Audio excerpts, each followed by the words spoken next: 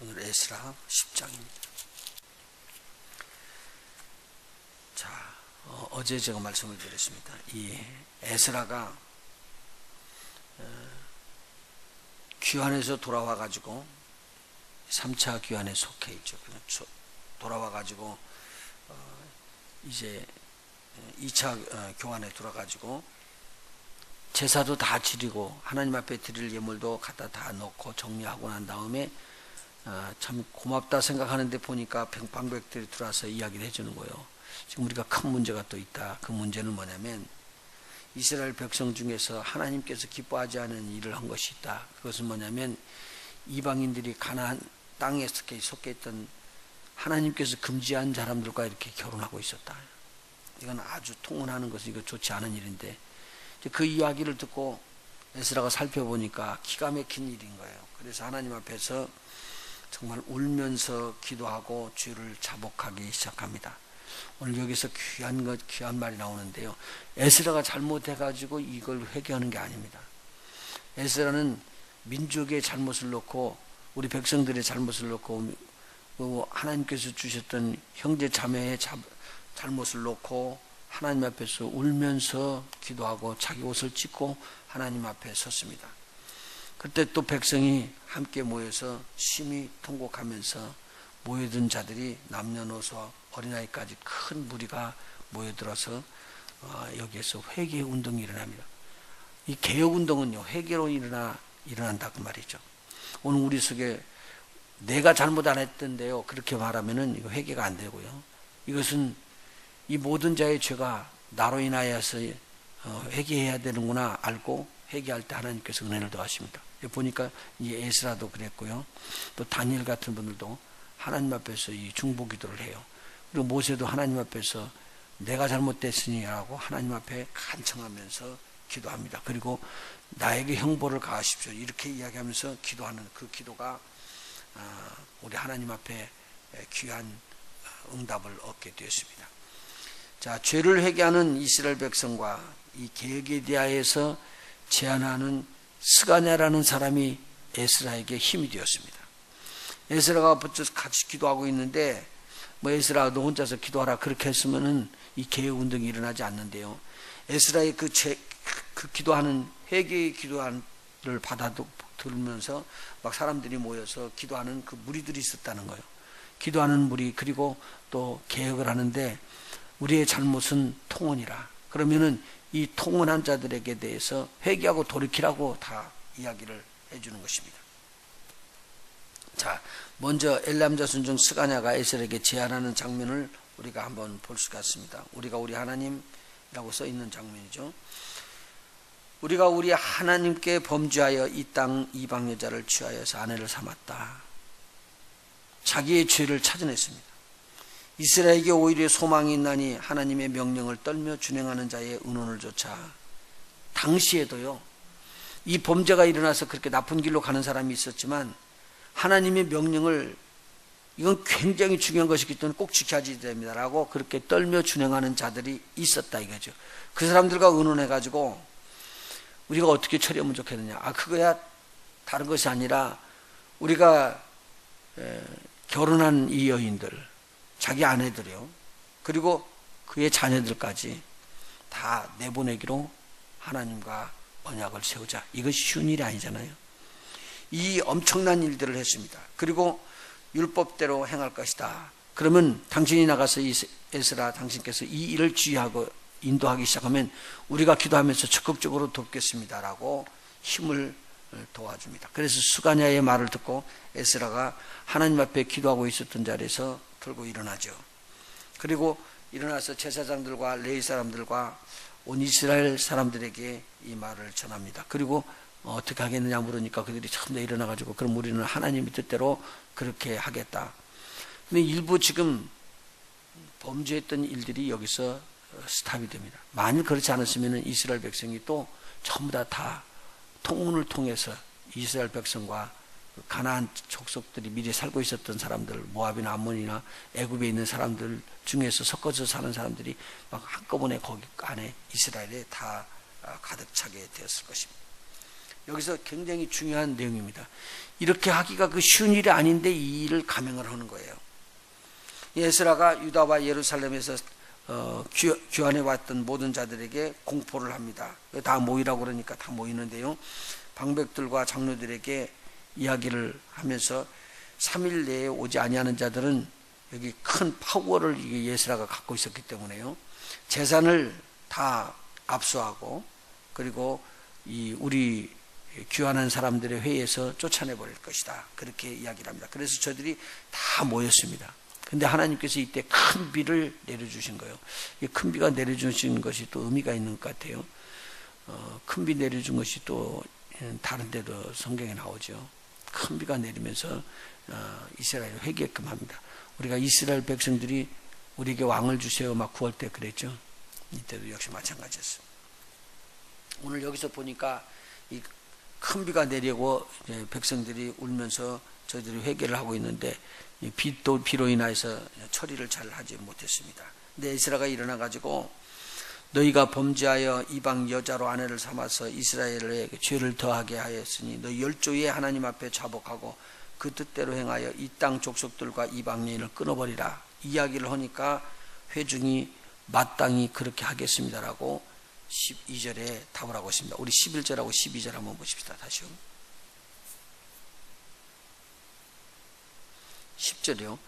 제사장 에스라가 일어서서 저희에게 이르되 너희가 범죄하여 이방 여자로 아내를 삼아 이스라엘의 죄를 더하게 하였으니 이제 너희 열조의 하나님 앞에서 죄를 자복하고 그 뜻대로 행하여 이 땅 족속들과 이방 여인을 끊어버리라.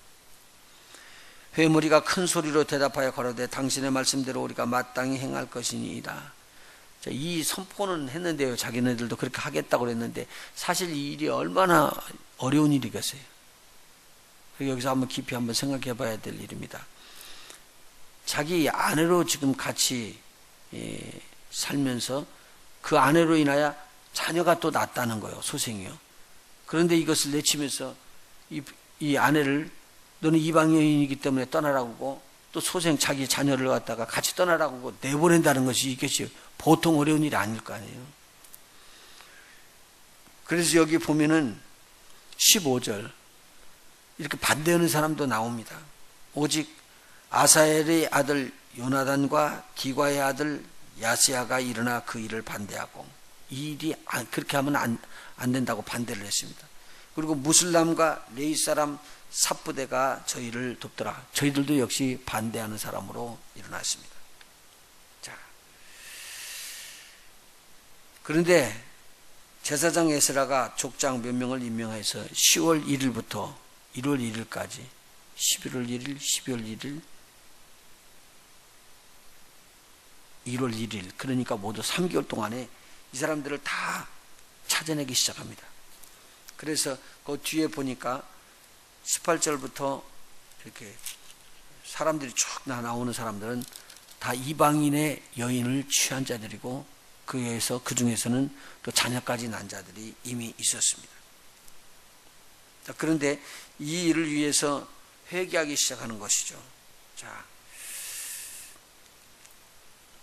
19절을 보니까요. 18절부터 19절 제사장의 무리 중에 이방 여인을 취한 자는 예수와 자손 중 요사닥의 아들과 그 형제 마아세와 엘리에셀과 야립과 그달랴라. 여기서 귀한 말씀을 볼 수가 있습니다. 예수와는요 지금 스룹바벨과 함께 성전 건축에 아주 지대한 공로를 가지고 있었던 처음에 1차 귀환 때 온 사람입니다. 근데 그 자손 중에서 리더자의 자손 중에서도 이런 일이 일어났습니다. 19절에요. 저희가 다 손을 잡아 맹세하여 그 아내를 보내기로 하고 또 그 죄를 인하여 수양 하나를 속건제로 드렸더라. 그래서 속건제의 제사까지 드렸습니다. 오늘 이 일이 있은 다음에 자기의 그 아내하고 자손들을 이방 여인들을 다 자기 처가로 다 돌려보내는 일들이 일어났거든요. 그리고 속건제를 드리고요. 근데 이 일이 굉장히 어려웠을 것이다 그 말이죠. 근데 하나님께서 이것을 원하는 일이었었습니다. 그래서 에스라가 이 개혁 운동을 일으킵니다. 이 잘못을 하나님 앞에 회개했습니다. 만일 회개하지 않았다면 이스라엘 백성이 아마 살아남지 못했을지도 모릅니다. 하나님께서 이 회개를 통해 가지고 이스라엘 백성을 다시 정리해서 세우십니다.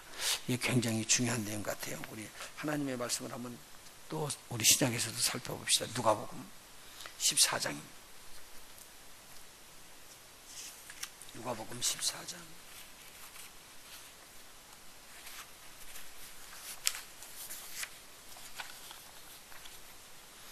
누가복음 14장 25절입니다.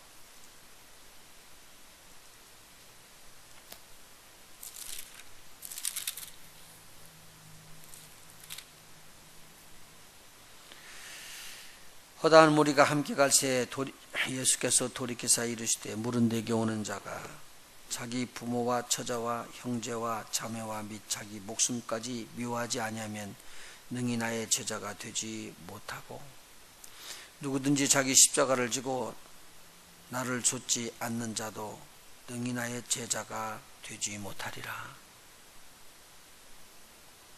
너희 중에 누가 망대를 세우고자 할진대 자기의 가진 것이 준공하기까지 족할는지 먼저 앉아 그 비용을 예산하지 아니하겠느냐. 그렇게 아니하여 그 기초만 쌓고 능히 이루지 못하면 보는 자가 다 비웃어 가로되 이 사람이 역사를 시작하고 능히 이루지 못하였다 하리라. 또 어느 임금이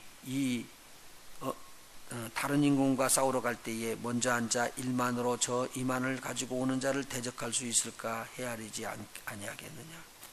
만일 못할 터이면 저가 아직 멀리 있을 동안 사신을 보내어 화친을 청할지니라.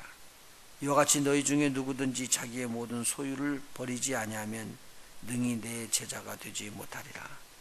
지금 제자에 대해서 이야기를 하고 있습니다. 소금이 좋은 것이나 소금도 만일 그 맛을 잃었으면 무엇으로 짜게 하리요. 땅에도 거름에도 쓸데없어 내어버리느니라. 들을 귀가 있는 자는 들을지어다. 오늘 우리가요 성도로 하나님 앞에 부름을 받고요 하나님의 자녀가 됐습니다. 그러면 자녀로서요 마땅히 해야 될 의무가 있습니다. 그런데 그 일을 하지 아니하면은 성도들이 소금의 맛을 잃어버리면, 그리고 하나님을 따라서 그렇게 매진해서 나가야 되는데 이렇게 묶여 있으면, 특별히 내 주위에 가장 가까운 곳에서도 묶여 있으면이라고 여기 이야기를 하고 있습니다. 그러면은 이런 것을 통해 가지고 하나님께서 가까이 갈 수 있는 제자의 길을 주님께서 괜찮다고 그러고 허락을 해주지 아니하고 이 모든 것을 다 끊고 오라는 말입니다. 굉장히 어려운 이야기입니다. 에스라는 이 일을 지금 하는 겁니다.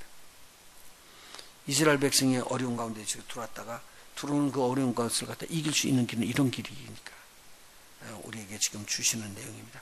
우리가 성도로서 주님의 삶을 살아갈 때 꼭 끊어야 될 거 오늘 끊고 우리 안에 개혁이 일어나기를 원합니다. 우리 속에 성령의 역사만 있기를 원하고요. 우리 속에 남아있는 이 육신의 소욕을 제거할 수 있는, 우리의 생각들을 제거할 수 있는 우리 모두가 되기를 간절히 바랍니다. 이 내용이 굉장히 귀중해요. 성령 받은 자들은요 악한 영이 안 들어가는 줄 착각하고 있습니다. 그런데 갈라디아에서 보면은 바울 사도가 이야기를 하잖아요.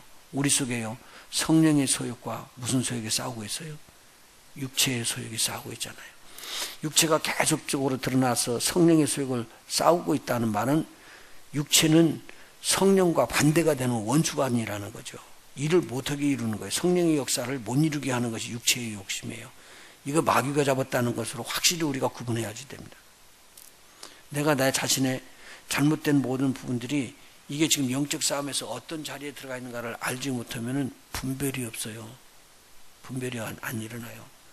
그래서 어제 전화가 한 분이 왔어요. 밤에 좀 늦었는데 좀 당황이 됐던가 봐요. 왜냐니까 아이가 아프고 오랫동안 있어서 이제는 아이가 장성한 사람이 된 거예요. 근데 이 아이가 기도하고 예배 드리는데, 집에서 예배 드리는 게 굉장히 중요한 것 같아요. 예배 드리는데 이 아이가 귀신이 드러나가지고 이야기를 하는 거예요. 그래서 듣고 배운 것은 있기 때문에 나사렛 예수 이름으로 쫓고, 내가 언제 들어갔냐고 물으니까 이 아이가 하는 말이 막 오래전에 들어갔지. 그리고 예수 이름으로 쫓으니까 빈들빈들하고 안 나가니까 당황이 돼가지고 전화가 왔습니다. 목사님, 지금 이것이 우리 아이에게 귀신 들어간 것이 틀림없냐고. 그럼 이제 물어봤더라고요. 들어보니까 귀신이 드러났어요. 근데 옛날부터 들어가 있었는데 모르고 있었던 거죠. 그 사람에게는 질병으로 나타난 거예요. 제가 그랬어요. 당신에게 복이 있다. 왜? 귀신이 드러나고 이게 귀신이라고 알기 전에는 절대 쫓아내지 못해요. 귀신은요. 왜요? 숨어 있거든요. 근데 귀신이 드러났다는 것은 노출됐다니까. 노출됐으면 이제는 알고 쫓을 수가 있으니까 얼마나 유익한지 모른다. 그런데 내가 모르고 있었고 설마 그러니 생각하고 그냥 지나가는 거예요. 만일 그런 사람들을 귀신 들었다고 쫓아주면은 그것을 당한 사람이 뭐라고 하냐면 나를 이렇게 무시하고 내가 어찌 이러냐 이런 말이 나올 거거든요. 그러니까 그걸 쫓게끔 하나님께서 허락을 안 합니다. 그리고 그 귀신은 그 안으로 싹 숨어서 들어가 있거든요. 그래서 제가 이야기했듯이 이제부터 우리 하나님을 믿어라. 우리 하나님께서는 틀림없이 자기에게 이런 은혜를 베풀기 위해서 알게 해준 것이다. 이게 영의 세계에서 깨달아지는 것이다 그랬죠. 이거 끊어내는데 이게 쉬운 일이 아니에요. 봐요. 내 자녀를 사랑하는 것은 사랑해야 돼요. 그러나 자녀 속에 들어있는 악의 영들은요 몰아내야 돼요. 이건 굉장히 미워해야 돼요. 그러니까 우리 두 가지를 분별히 해야지 되거든요. 자녀를 진정 사랑한다면 귀신 몰아내줘야지 돼요. 몰아내줘야 돼요. 근데 그 귀신이 어떻게 들어와 있느냐? 우리의 정을 타고 들어오고요. 여러 가지 이유를 타고 들어와요. 조상으로부터 흘러 들어오고요. 근데 이 모든 것들을요 차단하고 끊을 수 있는 우리가 되어질 때 이 하나님의 은혜가 임한다. 쭉 이야기를 했어요. 어제 마침 이 설교를 준비하면서 가만히 보니까 야, 에스라가 이 계획을 일으키지만 정말 이렇게 결혼한 사람들이 한둘이 아니잖아요. 여기 보니까요. 통혼해서 결혼한 사람들이 한둘가 아닌데 이것도요. 이 많은 사람들이 이걸 다 끊고 하나님 앞에 들어온다는 게 이게 보통 일이 아니거든요. 그런데 이 일을 감행했습니다.